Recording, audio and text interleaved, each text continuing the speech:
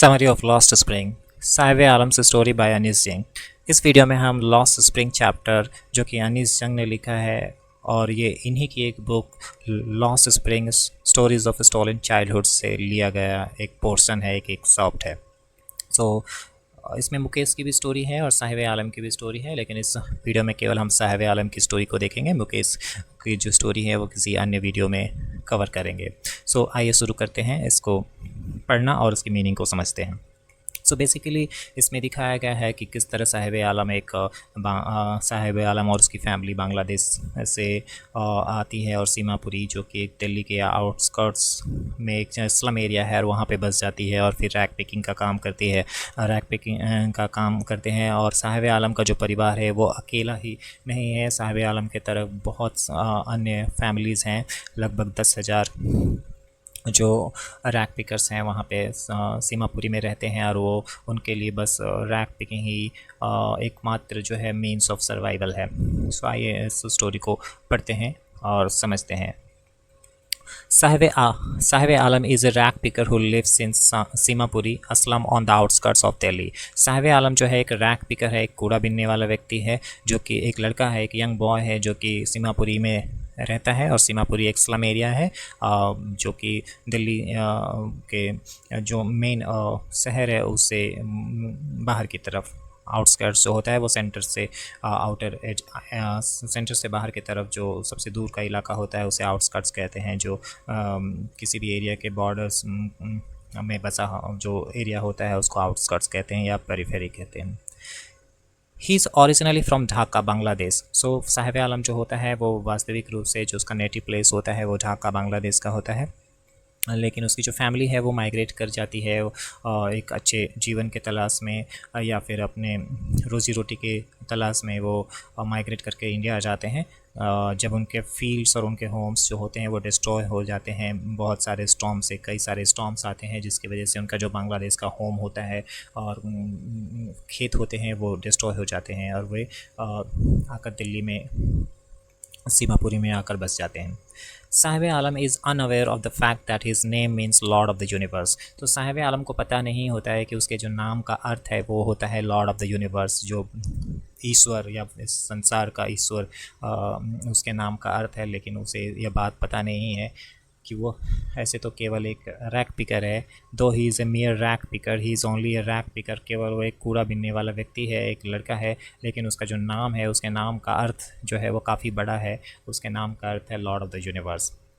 और ऐसा rack picker है वो जो कि एक्सट्रीम पॉवर्टी में, ग्राइंडिंग पॉवर्टी में, पॉवर्टी की जो एक्सट्रीम अवस्था होती है, जो काफ़ी गहरी जो गरीबी होती है जिससे निकल आकर बाहर आना बड़ा कठिन होता है, ऐसी गरीबी में वो रह रहा है और अभाव में रह रहा है। पॉवर्टी एंड डेप्रिवेशन, पॉवर्टी गरीबी को कहते हैं और डेप्रिवेशन अभाव को कहते हैं। साहेब roams the streets with his friends, an army of barefoot boys, and scavenges through garbage to find something valuable or sellable and thus earns a living। Sahib जो है वो अपने दोस्तों के साथ, उसके दोस्त जो हैं एक आर्मी ऑफ बेयरफुट बॉयज़ हैं, यानी नंगे पाँव लड़कों की एक आर्मी है, यानी कई सारे उसी की तरह जो हैं उसके दोस्त हैं, लड़के हैं और जो कि गलियों में घूमते रहते हैं और कूड़ा बीनने का काम करते हैं। They scavenge through garbage to find something valuable, वो कूड़ों के ढेर में तलाश करते हैं, स्कैवेंज करते हैं, सर्च करते हैं कुछ वैल्यूएबल चीज़ की जिसे वो बेच सकते हैं और उस जिसे वो पैसा कमा सकते हैं। All the rag pickers appear like the morning birds and disappear at noon. So जितने भी रैक पिकर्स होते हैं, जितने भी कूड़ा बीनने वाले होते हैं, वो मॉर्निंग बर्ड्स की तरह सुबह जैसे चिड़िया बाहर निकलती है और दोपहर तक फिर गायब हो जाती हैं, दिखाई नहीं पड़ती हैं, उसी तरह ये रैक पिकर्स का भी जीवन है। वो सुबह निकलते हैं और फिर कूड़ा बीनते हुए दोपहर तक अपने घरों को वापस लौट जाते हैं। Sahib Alam sometimes finds a rupee, even a 10 rupee note while picking rags. Sahib Alam जो है वो कभी कभी उसको 1 रुपये का सिक्का मिल जाता है या कभी कभी एक 10 रुपये का नोट भी मिल जाता है जब वो कूड़े के ढेर में कूड़ा बीन रहा होता है या कुछ वैल्यूएबल आइटम्स की तलाश कर रहा होता है, तब उसे 1 रुपये का सिक्का या 10 रुपये का नोट मिल जाता है। He like all other rag pickers expectantly rummages through the heap of garbage in hope of finding something valuable. So Ramesh through करना मतलब सर्च करना, एक ढेर में जो है कूड़ा का ढेर है उसमें से वो रमेश करना, चीज़ों को उलट पुलट कर देखना या ढूंढने को कहते हैं rummage through. So he rummages through the heap of garbage, इस उम्मीद में कि इस उम्मीद में ताकि उसे कुछ वैल्यूएबल आइटम मिल जाए जिसे बेचकर वो पैसे कमा सके. Sahib Alam is interested in going to school. Sahib Alam जो है वो काफ़ी ज़्यादा इंटरेस्टेड है स्कूल में जाने में, और टेनिस खेलने का भी उसे शौक़ है. And living a better life, और अच्छा जीवन जीना चाहता है वो. But poverty has forced him into child labour and rag picking. लेकिन गरीबी जो है उसे बाध्य कर देती है लेबर के काम में, यानी बचपन में ही उसे मजदूरी करनी पड़ती है, बाल मजदूरी करनी पड़ती है और रैक पिकिंग का काम करना पड़ता है, कूड़ा बिनने का काम करता है. गरीबी की वजह से वो यह काम करने के लिए बाध्य हो जाता है. Anis Chand, the author of the story, comes across Sahib Alam every morning, scrounging for something valuable in the garbage dumps of her neighborhood. So Anees Jung जो है, जो कि वो ऑथर है इस स्टोरी को, सी कम्स अक्रॉस साहिब आलम एवरी मॉर्निंग. वो हमेशा साहिब आलम को हर सुबह जो है वो मिलती हैं, और उस समय साहिब आलम जो होता है स्क्राउंज कर रहा होता है, सर्च कर रहा होता है कुछ वैल्यूएबल की, कुछ मूल्यवान चीज़ के गार्बेज डंप्स में. उनके जो नेबरहुड में जो गार्बेज कूड़े का जो डंप था, कूड़े का जो बिन था या डंप था, उसमें वो कुछ वैल्यूएबल आइटम सर्च करने की वो कोशिश करता है. और अनीस जंग जो है उसे हर सुबह ही लगभग उसे वहाँ पे मिल जाती हैं, उसे देखती हैं. The author encounters Sahib Alam one day and asks him why he picks rags. So जो ऑथर होती हैं वो एक दिन साहिब आलम को के पास जाती हैं और उससे पूछती हैं कि तुम कूड़ा बीनने का काम क्यों करते हो. Sahib Alam replies indifferently that he has nothing else to do. So Sahib Alam जवाब देता है कि उसके पास और कुछ करने को नहीं है, इसीलिए वह कूड़ा बीनने का काम करता है. Anees Jung glibly advises Saheb Alam to go to school instead of picking rags. Anees Jung जो है बहुत ही चालाकी से, बहुत ही तुरंत इमीडिएटली उसे एडवाइस करती हैं कि तुम स्कूल जा सकते हो, अगर तुम्हारे पास अगर कुछ करने को नहीं है तो तुम स्कूल जा सकते हो, कूड़ा बीनने की जगह तुम स्कूल जा सकते हो. But she immediately realises the hollowness of her advice. लेकिन वो तुरंत ही महसूस करती है कि उनकी एडवाइस जो है वो कितनी हॉलो है, कितनी खोखली है. अ रैक पिकर में हार्डली अफोर्ड एजुकेशन. जो एक रैक पिकर जो है, एक व्यक्ति, एक लड़का जो कि रैक पिकिंग का काम करता है, कूड़ा बीनने का काम करता है, वो एजुकेशन का जो खर्च है उसे शायद ही वहन कर पाए. The author half jokingly asks Sahib if he will come to her school if she opens one. So जो ऑथर है बिना सीरियस हुए, जैसे जोक में मजाक करते हुए, हंसी करते हुए, वो साहब से पूछती हैं कि क्या वो उनके स्कूल आएगा, अगर वो एक स्कूल सेटअप करती हैं, एक स्कूल खोलती हैं, तो क्या वो स्कूल आएगा. Saheb replies in the affirmative with a broad smile on his face. तो साहब मुस्कुराते हुए कहता है कि हाँ वो आएगा उनके स्कूल में. That displays his keen interest in attending school. So ये जो बात है, ये जो मुस्कुराहट है, मुस्कुराहट के साथ साहिब आलम हाँ कहता है, वो दिखाता है कि किस तरह साहिब आलम स्कूल अटेंड करने में, पढ़ने का इच्छुक होता है, और फिर भी वो चाइल्ड लेबर के रूप में रैक पिकिंग का काम करता है. A few days later, Sahib Alam runs up to the author, Anis Jung, and asks if her school is ready. So, कुछ दिन के बाद साहिब आलम जो है वो दौड़ता हुआ अनीस जंग के पास जाता है, ऑथर के पास जाता है और पूछता है कि क्या आपका स्कूल तैयार हो गया है. The author feels embarrassed about her empty promise to Sahib and replies that it takes longer to build a school. जो ऑथर होती हैं वो एम्बेरस्ड फील करती हैं, काफ़ी शर्मिंदा महसूस होता है उन्हें अपने जो खोखला जो प्रॉमिस था, जो एम्प्टी प्रॉमिस था, जो कि उन्होंने ऐसे ही हंसी में ही प्रॉमिस कर दिया था या पूछ लिया था उससे कि अगर वो स्कूल खोलती हैं तो क्या साहब आएगा, और उसके बारे में वो काफ़ी शर्मिंदा होती हैं. And replies that it takes longer to build a school. और वो जवाब देती हैं कि स्कूल खोलने में इससे ज़्यादा समय लगता है. She remarks that such hollow promises are bound in the bleak world of people like Sahib आलम. और वह ऑब्ज़र्व करती हैं, रिमार्क करती हैं कि कहती हैं कि इस तरह के जो झूठे वादे हैं, इनके इनके कठोर जीवन में, इनके होपलेस वर्ल्ड में, जहाँ पे कोई उम्मीद नहीं है, किसी भी पॉजिटिव चीज़ की उम्मीद नहीं है, जहाँ पे इनके सफल होने की उम्मीद नहीं है, साहिब आलम जैसे लोगों के, ऐसे लोगों की दुनिया में इस तरह के खोखले वादे बहुत सारे हैं। अबाउंड मतलब बहुत सारे होना, to be in plenty. Over the months, the author has come to recognize each of the rag pickers. So कुछ महीनों में जो the author यानी जो अनीस जंग है वो जितने भी रैक पिकर्स होते हैं वहाँ पे उन सबको, प्रत्येक को पहचान जाती हैं वो। Traveling across the country, the author has seen children walking barefoot in cities and on village roads. पूरे देश में ट्रैवल करते हुए ऑथर ने बहुत सारे बच्चे देखे हैं उन्होंने, जो कि नंगे पाँव होते हैं शहरों में, गांव के रोड रास्तों पर। Some people explain it as a tradition to stay barefoot. कुछ लोग कहते हैं कि एक ट्रेडिशन, एक परंपरा है barefoot, नंगे पाँव रहना। However, the author finds it an excuse to explain our perpetual state of poverty. लेकिन जो ऑथर हैं, जो अनीस जंग है, वो कहती हैं कि ये केवल एक बहाना है गरीबी को, जो perpetual state of poverty है, perpetual मतलब निरंतर जो गरीबी की जो दशा है, उस दशा को छुपाने का एक बहाना है।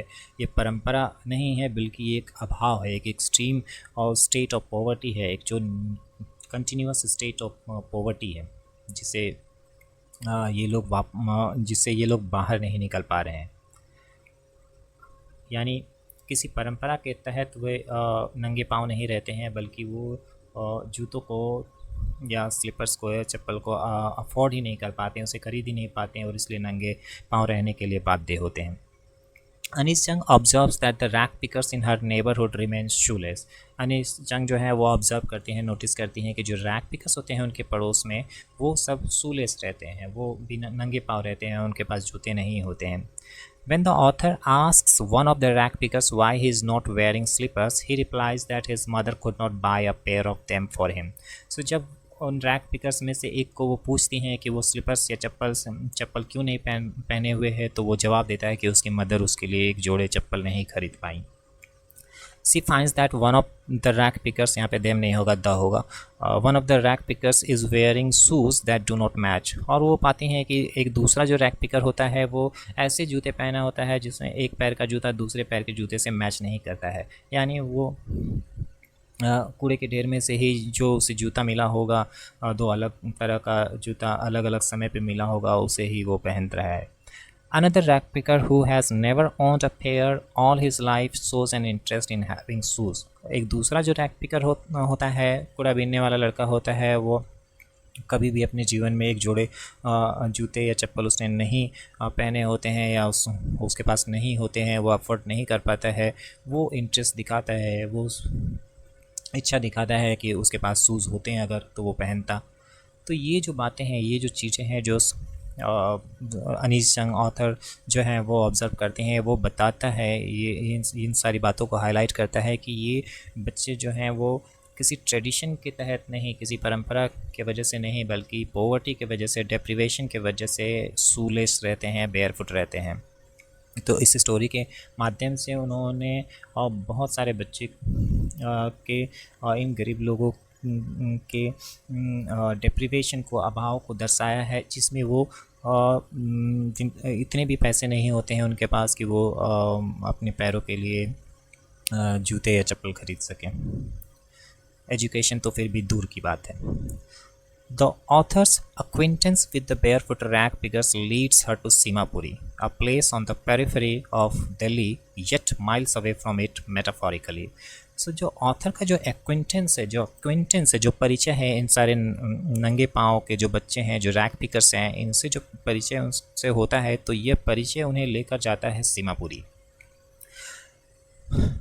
और सीमापुरी एक प्लेस है, पेरिफेरी यानी जो आउटस्कर्ट है दिल्ली का, जो बाहर का, दिल्ली से मेन जो सेंटर है दिल्ली के, उससे दूर का जो इलाका है, वहाँ पर सीमापुरी बसा हुआ है।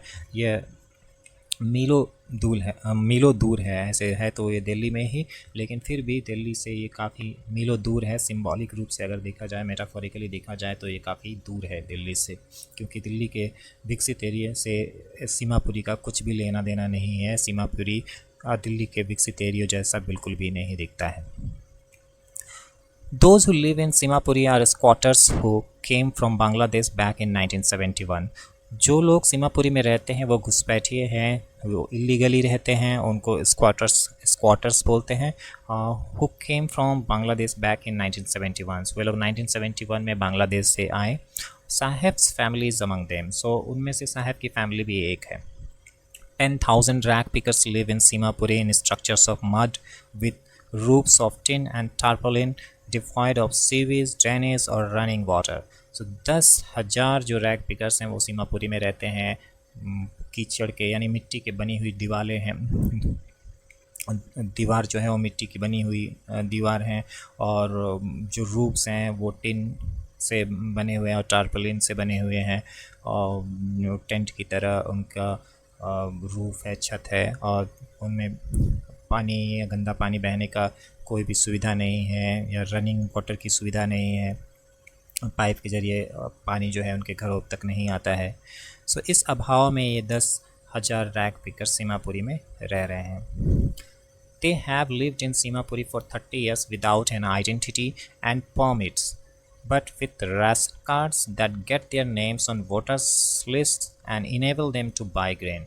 वे इस तरह सीमापुरी में 30 सालों से रह रहे हैं बिना किसी आइडेंटिटी के, बिना किसी परमिट के, यानी इलीगली वो बिना किसी आइडेंटिटी के सीमापुरी में 30 सालों से रह रहे हैं, 30 वर्षों से रह रहे हैं। लेकिन उनके पास राशन कार्ड है, जिसके वजह से उनका नाम वोटर लिस्ट में भी है, और जो उन्हें जिसकी वजह से वो लोग ग्रेन भी खरीद पाते हैं। यहाँ पे ये चीज़ दिखता है कि किस तरह उनका पॉलिटिकली तो यूज़ हो रहा है, वोटर लिस्ट में उनका नाम होने के वजह से पॉलिटिकली वो यूज़ होते हैं। लोगों को उन्हें उनसे वोट मिलता है, मगर वहाँ पे रहने का उन्हें कुछ भी बेनिफिट नहीं मिलता है। Food is more important for survival than an identity. So food जो है वहाँ पे उन लोगों के लिए सर्वाइवल के लिए ज़्यादा ज़रूरी है, ना कि कोई आइडेंटिटी कोई पहचान उनके लिए ज़्यादा ज़रूरी नहीं है। उनके लिए जो सबसे ज़्यादा चीज़ ज़रूरी है रहने के लिए वो है फूड, भोजन। While speaking to a group of Simapuri women wearing tattered saris, Anish Jung asks them why they left their beautiful land of green fields and rivers. They reply, if we at the end of the day we can feed our families and go to bed without an aching stomach, we would rather live here than in the fields that gave us no grain. So बात करते हुए जब वो वहाँ की महिला सीमापुरी उनकी महिलाओं से बात करते हुए अनीस जंग पाती हैं ऐसी महिलाएं जो कि टैट फटी पुरानी मैली कुचैली साड़ी में पहनी हुई हैं। ऐसी महिलाओं से वो जब बात करती हैं तो वो पाती हैं कि उनसे पूछती हैं, अनीस जंग उनसे पूछती हैं कि उन्होंने अपना ब्यूटीफुल लैंड जो है, सुंदर जो भूमि है, फील्ड है, हरे भरे जो खेत हैं, नदियां हैं, उसे वो छोड़कर क्यों चले आए। तो उसके जवाब में वो कहती हैं कि अगर हम लोग अपनी फैमिलीज़ को भोजन खिला सकते हैं और सो सकते हैं बिना पेट में भूख से, बिना पेट में दर्द हुए अगर बिस्तर पर जा सकते हैं, रात की नींद पा सकते हैं, तो हम लोग यहाँ पर रहना ज़्यादा पसंद करेंगे, ना कि उन खेतों में, बांग्लादेश के उन खेतों में रहना जहाँ पे ग्रेन नहीं होता है, जहाँ पे अनाज नहीं होता है। तो यहाँ पे वो दोनों जगह की तुलना करते हुए ये औरतें सीमापुरी की कहती हैं कि बांग्लादेश के जो खेत हैं वो स्टॉर्म्स की वजह से नष्ट हो गए और वहाँ पे उन्हें कोई भी अनाज नहीं मिलता है, खाने को भोजन नहीं मिलता है, तो वहाँ पे रहने की अपेक्षा वे यहाँ पे रहना ज़्यादा पसंद करेंगी, सीमापुरी में रहने ज़्यादा पसंद करेंगी, जहाँ पे वो अपनी फैमिलीज़ को फीड कर सकती हैं, खाना खिला सकती हैं और बिना भूख के पेट में दर्द हुए सो सकती हैं। सर्वाइवल इन सीमापुरी मीन्स रैक पिकिंग। सो सर्वाइवल जो है सीमापुरी में बचे रहने का मतलब है, ज़िंदा बचे रहने का मतलब है एक ही पेशा, वो है रैक पिकिंग, यानी कूड़ा बिनने का काम वहाँ पे कर ही लोग बचे रह सकते हैं वहाँ के लोग। Through the years it has acquired the proportions of a fine art. इन बीते वर्षों में जो कूड़ा बिनने का काम है, जो रैक पिकिंग का काम है, वो एक कला के रूप में उभर कर आ गया है, एक कला के रूप में एक कला का आकार ले चुका है। Acquired the proportions of a fine art. Garbage to them is gold. जो कूड़ा का ढेर है वो इन लोगों के लिए वो क्या था, वो एक अनमोल चीज़ है, गोल्ड से तुलना की जा रही है, एक वैल्यूबल आइटम बताया जा रहा है उनके लिए। It is their daily bread, क्योंकि इस गार्बेज से जो चीज़ें उन्हें मिलती है उन चीज़ों को बेच कर ही वो अपने लिए डेली ब्रेड, रोज़ का जो भोजन है वो लेकर आते हैं। रूफ ओवर देयर हेड्स, और इन गार्बेज में जो आइटम्स मिलती हैं उन चीज़ों को बेच कर ही उनके घरों की छत का निर्माण हुआ है। Even if it is a leaking roof, चाहे यह टपकता हुआ छत ही क्यों ना हो, लेकिन वो छत जो है वो छत उन्हें उस गार्बेज के वजह से ही मिला है। However, for a child who is picking rags, garbage is not just a means of survival. लेकिन एक बच्चे के लिए जो कि रैक पिकिंग के काम में लगा हुआ है, उसके लिए गार्बेज जो है वो एक मीन्स ऑफ सर्वाइवल नहीं है, सिर्फ केवल बचे रहने का ही साधन नहीं है। It has a meaning different from what it means to their parents. Garbage का मतलब बच्चों के लिए, वहाँ के बच्चों के लिए कुछ अलग है, वहाँ के पेरेंट्स के लिए जो उसकी मीनिंग है उस मीनिंग से हटकर कुछ मीनिंग है। और वो मीनिंग क्या है? For the children a heap of garbage is wrapped in wonder. जो कूड़े करकट का जो ढेर है वो बच्चों के लिए ना वो एक वंडर का चीज़ है, एक आश्चर्य का चीज़ है, एक सरप्राइज का चीज़ है, और वो एक आश्चर्य का स्रोत है। Because they know not to because because they know not what they might find in it, क्योंकि उन्हें पता नहीं है कि उसमें क्या मिल जाए। Saheb says I sometimes find a rupee even a 10 rupee note. Sahab कहता है कि उसे कभी 1 रुपये का नोट मिल जाता है, कभी कभी 10 रुपये का भी नोट मिल जाता है। When the children find a valuable item in a heap of garbage, they don't stop scrounging, for there is hope of finding more. So author यहाँ पे कहते हैं कि जब बच्चों को अगर कोई एक वैल्यूबल आइटम मिल जाता है कूड़े के ढेर में, तो वो ढूंढना जो है वो बंद नहीं करते हैं, उन्हें उम्मीद होती है और ज़्यादा पाने की, और इसी उम्मीद से वो कूड़ा बिनने का काम जारी रखते हैं। और इस तरह जो कूड़े का जो ढेर होता है उनके लिए it is something wrapped in wonder, ये कुछ ऐसा चीज़ है जो कि आश्चर्य से ढका हुआ है, आश्चर्य से भरा पड़ा है, और उसमें ढूंढने से शायद उन्हें कुछ भी मिल सकता है, कुछ भी वैल्यूबल मिल सकता है। One winter morning, Anish Chand finds Saheb standing by the fenced gate of a neighborhood club. एक जाड़े की सुबह अनीस चंद साहब को देखती हैं फेंस्ड गेट के पास खड़ा हुआ, नेबरहुड क्लब के फेंस्ड गेट के पास वो खड़ा होता है। He is watching 2 young man dressed in white and they are playing tennis. तो वो 2 लोगों को टेनिस खेलते हुए देखता है। वे 2 लोग सफ़ेद कपड़ों में ड्रेस्ड हैं और वो लोग टेनिस खेल रहे हैं। साहिब आलम उन्हें खड़े होकर देखता है। Sahib says I like the game. Sahib कहता है उसे टेनिस का गेम पसंद है, but is content to watch it standing behind the fence. लेकिन वो कहता है कि वो संतुष्ट है इस गेम को फेंस के इधर से ही देखने में, खड़े होकर ही देखने में उसे संतोष है। He says I go inside when no one is around. वो कहता है कि वह अंदर जाता है जब कोई भी आसपास नहीं होता है। The gate keeper lets me use the swing. जो गेट कीपर हैं, जो वहाँ पे द्वारपाल हैं, वो उसे जाने देते, उसे स्विंग जो है क्लब के अंदर जो झूला है उसे वो झूला यूज़ करने की परमिशन देते हैं।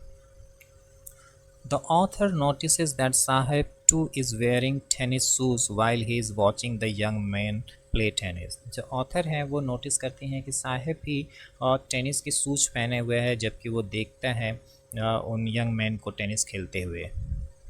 The shoes look strange over is discoloured shirt and shorts. जो साहिब आलम जो शूज़ पहने हुए थे वो थोड़ा अजीब दिखते हैं, क्योंकि वो नए कपड़ों के साथ नहीं पहना हुआ होता है। वो उन्हें ऐसे कपड़ों, शर्ट के साथ और ऐसे शॉर्ट के साथ, ऐसे पैंट्स के साथ पहना हुआ होता है, शर्ट और पैंट के साथ पहना होता है जो कि जिनका रंग उड़ गया होता है, जो कि भद्दे दिखते हैं।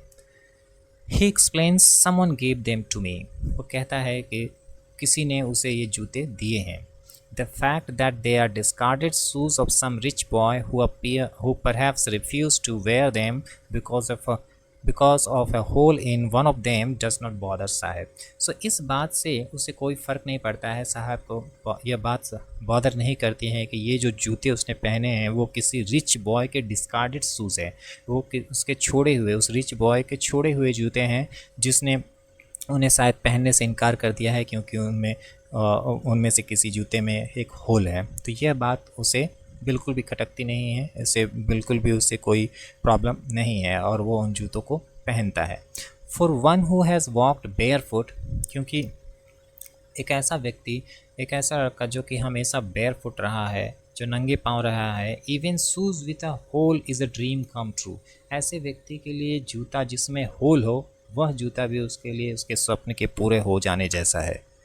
But the game he is watching is so intently is out of reach, लेकिन वो जो गेम देख रहा है टेनिस का, वो इतना सीरियस होकर, इतना ध्यान से, इतना केयरफुली जिस गेम को वो देख रहा है, वो उसकी पहुंच से बाहर है, वह उसकी समझ से बाहर है। वो देख जरूर रहा है लेकिन उसकी गेम उससे समझ में नहीं आता है कि वो गेम किस तरह खेला जाता है, उस गेम्स के रूल क्या हैं। सो यहाँ पे एक बहुत ही मार्मिक सा पिक्चर उन्होंने ड्रॉ किया है ऑथर ने, कि किस तरह समाज में ऐसे भी बच्चे हैं, ऐसे भी लोग हैं जो दूसरे के यूज़ किए हुए चीज़ों को यूज़ करने के लिए बाध्य हैं, वो उन्हें अफोर्ड नहीं कर पाते हैं और दूसरे के छोड़े हुए शूज़ या कपड़े को भी पहनने के लिए वो बाध्य होते हैं। On another morning, the author finds Saheb on his way to the milk booth with a steel canister in his hand. एक दूसरी सुबह जो ऑथर हैं वो साहब को देखते हैं कि वो मिल्क बूथ यानी जहाँ पे दूध बेचा जाता है वहाँ पर वो स्टील कैनिस्टर अपने हाथ में लिए हुए जा रहा होता है। He says, I now work in a tea stall down the road. वह कहता है अनीस जंग से कि मैं अब उस रोड के उस तरफ जो टी स्टॉल है वहाँ पे मैं अब काम करता हूँ। I am paid 800 rupees and all my meals, मुझे 800 रुपये मिलते हैं और भोजन मिलता है। The author asks him if he likes the job, जो ऑथर हैं अनीस जंग है वो उससे आउट ऑफ क्यूरियोसिटी पूछती हैं कि क्या तुम्हें ये जॉब पसंद है। Saheb's unhappiness with his new job is written all over his face, तो अनीस जंग को, ऑथर को उसके जवाब की ज़रूरत नहीं पड़ती है, क्योंकि उसका जो अनहैप्पीनेस है इस नए जॉब से, टी स्टॉल में जॉब जो कर रहा है नया जॉब, उस जॉब से जो अनहैप्पीनेस है वो अनहैप्पीनेस उसे उसके चेहरे पे लिखा हुआ है, उसके चेहरे से स्पष्ट है कि वह इस जॉब से वो खुश नहीं है। The author observes that his face has lost the care free look, author जो हैं वो ऑब्ज़र्व करती हैं, नोटिस करती हैं, वो देखती हैं कि उसके चेहरे पे जो केयर फ्री जो लुक था, जो केयर फ्री उसके चेहरे पे जो लुक हुआ करती थी जब वो अपना खुद का काम करता था, रैक पिकिंग का काम करता था, वो जो लुक है वो डिसअपियर हो चुकी थी, वो गायब हो चुकी थी। The steel canister seems heavier than the plastic bag he would carry so lightly over his shoulder, जो ये जो स्टील कैनिस्टर है यानी टी के स्टॉल पे जो काम करना है और स्टील कैनिस्टर है वो काफ़ी भारी था उस प्लास्टिक बैग की तुलना में जो कि वो अपने कंधे पे कैरी किया करता था, जो काफ़ी हल्का महसूस हुआ करता था। द बैग वॉज हिज, वो जो बैग था प्लास्टिक का बैग वो उसका खुद का था। The canister belongs to the man who owns the tea shop, लेकिन ये जो कैनिस्टर है वो उस आदमी को बिलोंग करता है जिसका टी का शॉप है, जिसका टी स्टॉल है, यानी इस कैनिस्टर का मालिक साहेब नहीं है, लेकिन वो जो प्लास्टिक बैग था, जो कूड़ा बिनने का बैग था, उस बैग का वो मालिक स्वयं था। ऑथर यहाँ पे कहती हैं Saheb is no longer his own master, Saheb जो है वो अब स्वयं का मालिक नहीं रहा। The story of Saheb powerfully highlights the lost childhood of impoverished children, the crushing grip of poverty, and society's failure to provide them with education and a life of dignity. ये जो स्टोरी है, जो कहानी है साहब की, वो बड़े ही कुशलता से कुछ चीज़ों को हाईलाइट करती है, जैसे कि गरीब बच्चों का बचपन कैसे छिन जाता है, उनका चाइल्डहुड किस तरह लॉस्ट हो जाता है, जो उनका स्प्रिंग टाइम होता है, जो बसंत ऋतु का टाइम होता है, जो जब वो निखर रहे होते हैं, जवान हो रहे होते हैं, बड़े हो रहे होते हैं, जब वो नौकरी पाने के लायक होते हैं, जब वो शिक्षा पाने के लायक होते हैं, उस समय का जो उनका बचपन होता है वो उनसे छिन जाता है। The crushing grip of poverty, जो गरीबी की जो मजबूत पकड़ है उनके ऊपर, गरीबी ने जिस तरह उन्हें जकड़ कर रखा है, इस चीज़ को वो हाईलाइट करती है स्टोरी साहब की। एंड सोसाइटीज़ फेलियर, सोसाइटी की और समाज की और गवर्नमेंट का जो फेलियर है, जो असफलता है, to provide them with education and a life of dignity, इस बात को भी हाईलाइट करती है साहिब आलम की स्टोरी जो कि अनीस जंग ने लिखी है, कि किस तरह सोसाइटी समाज जो है वो असफल रहा है इन बच्चों को, इन गरीब बच्चों को, इम्पोवरिस्ड चिल्ड्रन को एजुकेशन देने में और एक सम्मान से भरा जीवन देने में. It vividly illustrates how these children are trapped in a cycle of deprivation with little hope of escape.